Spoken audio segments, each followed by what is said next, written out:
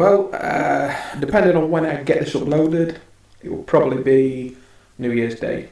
So, with that being said, Happy New Year to you all.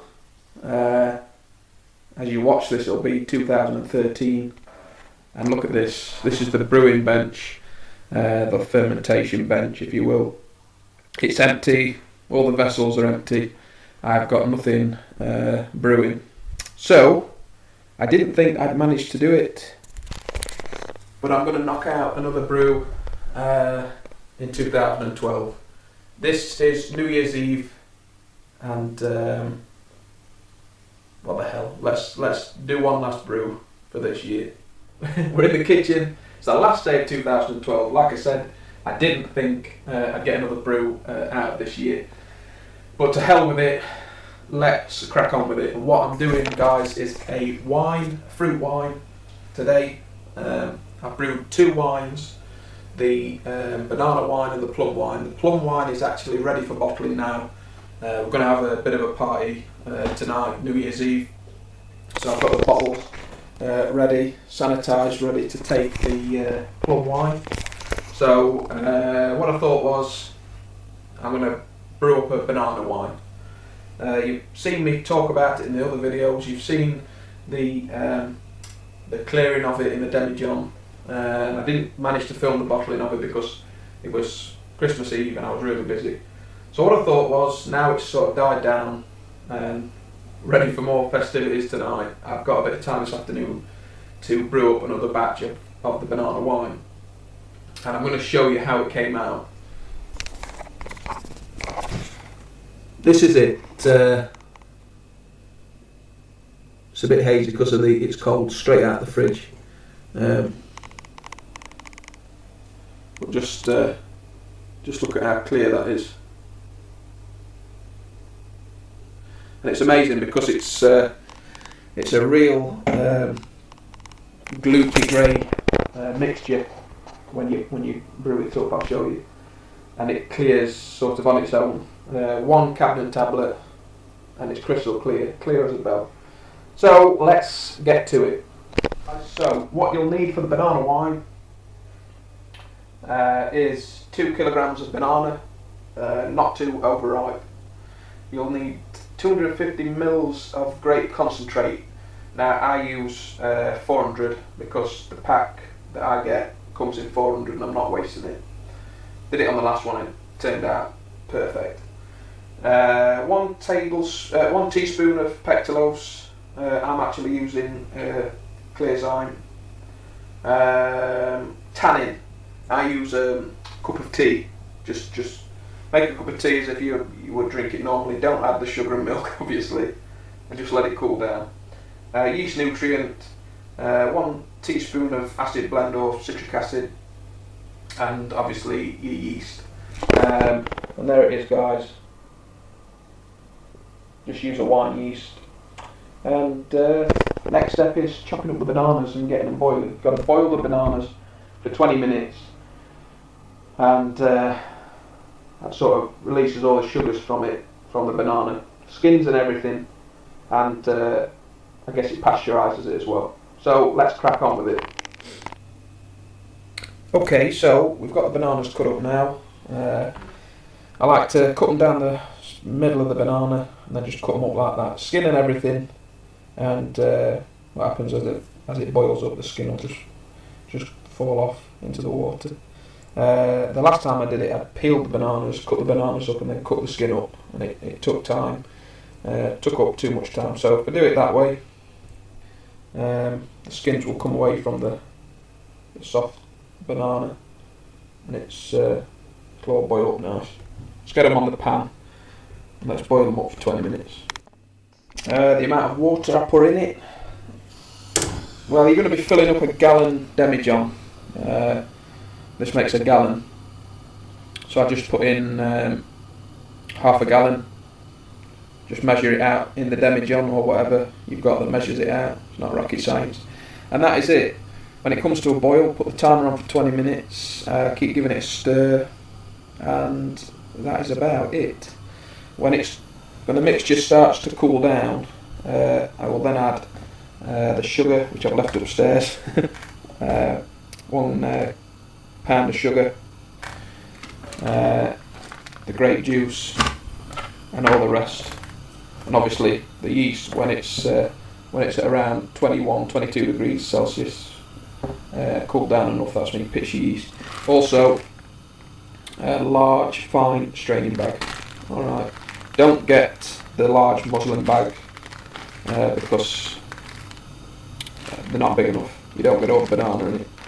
So these are big enough to fit in a 5-gallon fermenter. So that's it, guys. Time for banana wine.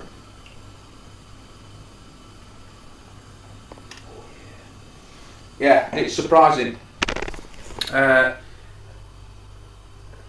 You've got that sort of hint of banana smell to it. Only a tiny bit though, and a little bit on the aftertaste. Not overpowering at all. In fact, if you poured this out and gave it to someone, if they asked for white wine, they would drink that and they wouldn't know any different. And I tell you what, it's lovely. It doesn't taste like a cheap white wine. It tastes like a good quality white wine. Give it a go because it's relatively cheap, and it's easy to do, and you get a gallon of perfectly drinkable white wine. I mean, my wife has got some quite posh friends, and I wouldn't hesitate putting this out at a party. In fact, it's staggering how much it is, just like a exceptional white wine made with grapes. That's what it tastes like, but it's hardly seen a grape. Perfect mouthfeel.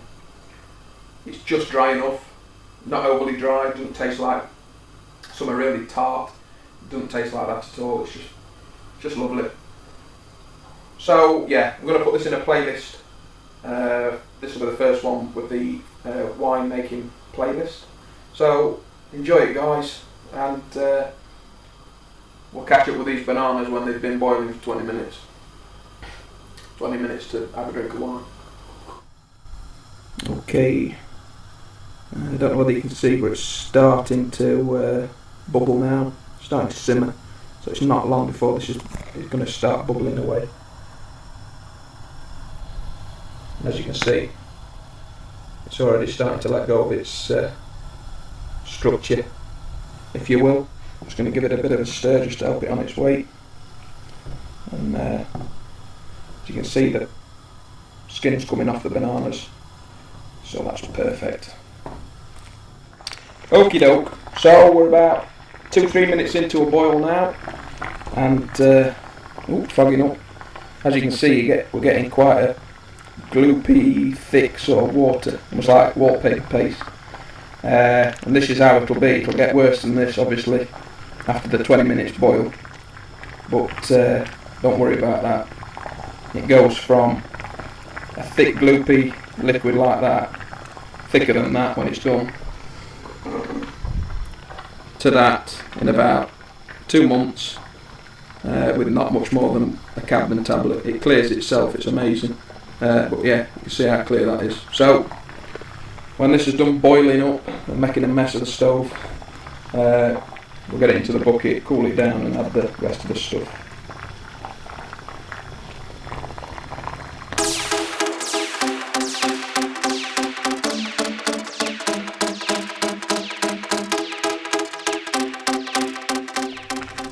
Okay, halfway through the boil now. It's been boiling for 10 minutes, and just look how thick and gloopy that is. As the wooden spoon goes in, even at a shallow angle, it disappears, and that's how you want it. All them sort of starches and proteins are coming out of the bananas, releasing the sugars, and it is unbelievable that it clears to such a sort of golden, winey colour. But it does sort of self-clears, so that's it. Okay, so 20 minutes is up. It's off the boil now. Real thick. It's got even thicker now. Really gloopy, like wallpaper paste. That is how you want it. Alright, so if you're getting this and thinking, oh shit, don't worry about it. So what we're going to do now is set me bag in me food grade bucket, and I've added the sugar underneath the bag just to save a bit of time. And what I'm going to do is now I'm going to pour this into there, and then I'm going to hang it on the door handle to let it drain into the bucket. That's the plan. So let's get it done. So there you go, you've now got the banana wallpaper paste in the bucket with the bag. Don't forget to put your bag in, obviously. And I'm going to let it now drain. Right, so I've just put it up here on the side, and the lighting's not great, but there you go. You start to collect the liquid now into this bucket. So there'll be probably just shy of half a gallon, or just shy of a quarter of a gallon in there after you've done with the boil. And everything else is in this bag, which I've crudely tied up to the cupboard handle. Gotta have a cracker. Anyway, just let it drain now, just let it drip on its own.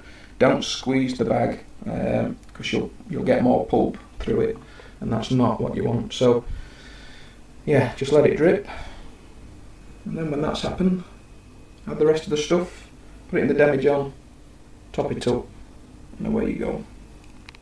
So while we're waiting for that to drain into there and cool, I'm going to add the tannin now, which is a cup of tea. Just pour it straight into here.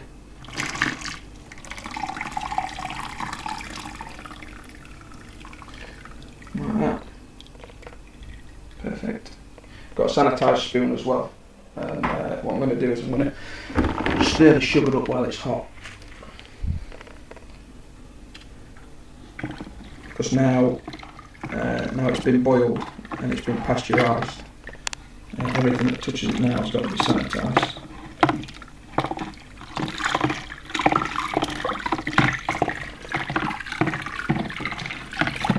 So in the bucket now, we've got the drained banana juice, pulp, not the pulp, the banana paste, pasty liquid, and the kilogram of sugar, dextrose, in the bucket so far, and the 1 cup of tannin, cup of tea. Well, that's a better look of it. Nice gloopy liquid from the bananas. Just to speed things up, I'm hanging the bananas and collecting it in a sterilised pan so I can just add it to this. But I'm going to now get this in the sink and get it cooled down quick so we can add the rest of the stuff to it. Want it at about 22 degrees so we can pitch the yeast and start it fermenting.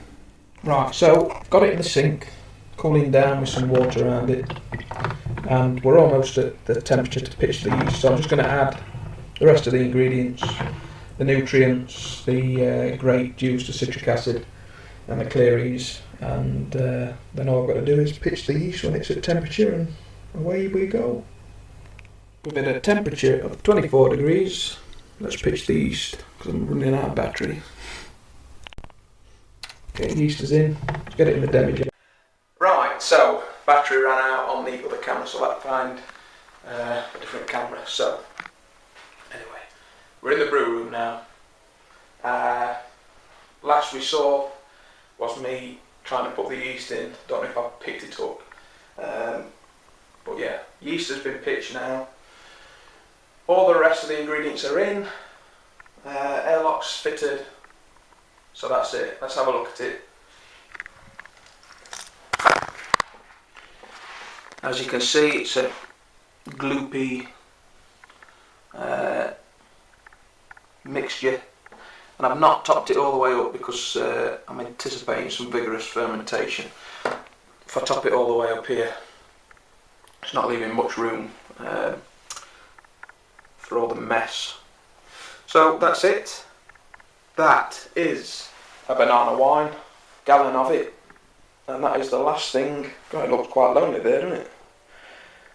That's the last thing brewed of 2012.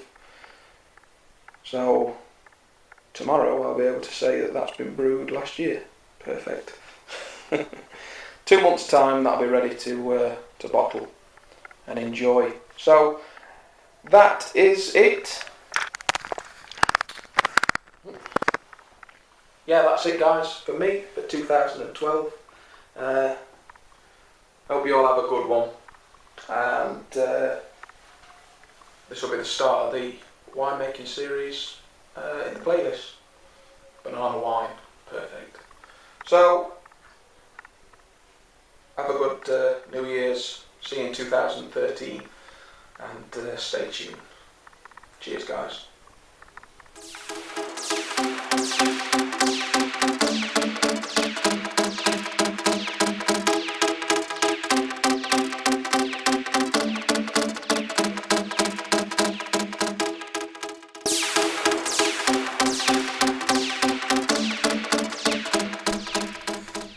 Well, depending on when I get this uploaded, it will probably be New Year's Day.